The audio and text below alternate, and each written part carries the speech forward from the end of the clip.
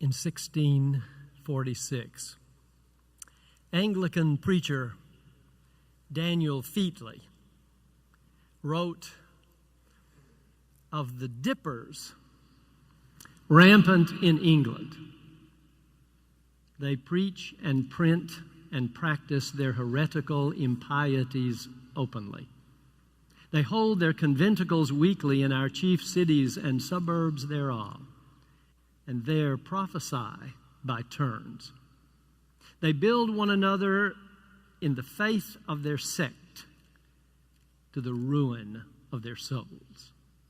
They flock in great multitudes to their Jordans, and both sexes enter the river and are dipped after their manner with a kind of spell containing their erroneous tenets.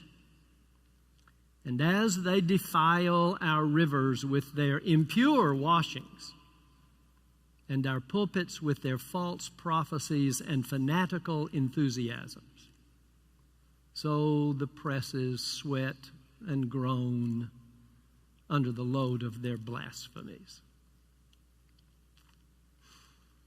That's us.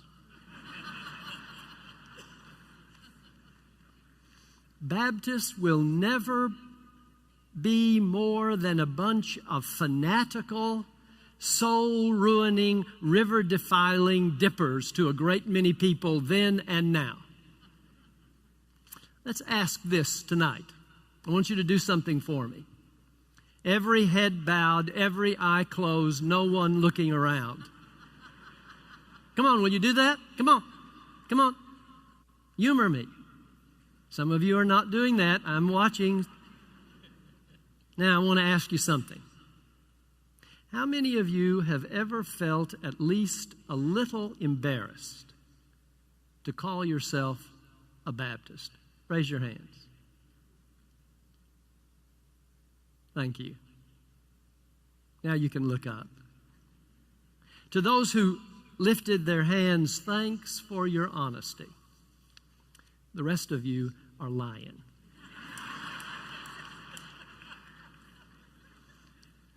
Now get over it.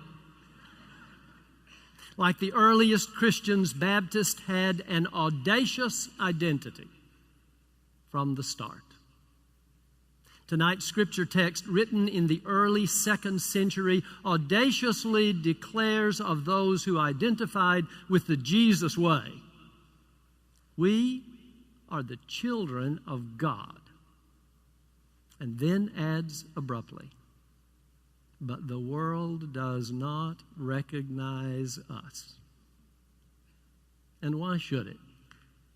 Salvation through a crucified, underclass Palestinian Jew whose only recorded writing was in the dirt. Children of God indeed. The church grew, but the critics remained. So the 3rd century Roman philosopher Celsus assessed the Christians of his day accordingly. I'm quoting, "The following are the rules laid down by the Christians. Let no one come to us who has been instructed, or who is wise or prudent, for such are deemed evil by us. But if there be any ignorant or unintelligent or uninstructed or foolish persons, let them come with confidence, by which words, acknowledging that such persons are worthy children of God, they are able to gain only the silly, the mean, and the stupid, with women and children." Contemporary critic Christopher Hitchens echoes Celsus in his recent assertion that the Protestant reformer John Calvin, quote, "may seem like a far-off figure to us, but those who used to grab and use power in his name are still among us and go by the softer names of Presbyterians and Baptists." Faith-tinged identities consume and corrupt, empower and embarrass, don't they? For many persons inside and outside the church, Christians in general and Baptists in particular often look less like children of God than childishly silly, mean, and stupid. And we sometimes act the part, don't we? Which brings us back to the early Baptists. They are not models to which we should or could return, but spiritual guides who illustrate ways to understand ourselves and our witness in the world. English Puritans in exile huddled in a bake shop in Amsterdam. They constituted their new community around believers' baptism, probably in 1609. 2 years later, on their way back home, they united around these haunting words. Again, to quote, that the Church of Christ is a company of faithful people, separated from the world by the Word and Spirit of God, being knit together unto the Lord and one another by baptism upon their own confession of faith and sins. Shall I repeat it so you can take it in just a little better?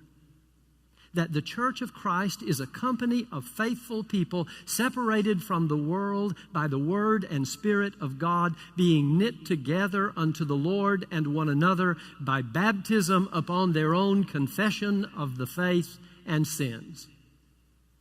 In that single sentence, those exiles, not yet practicing immersion, not yet called Baptists, said what they thought it meant to be children of God.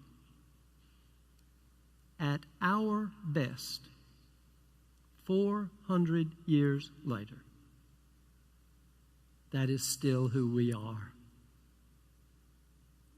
They began with an audacious faith.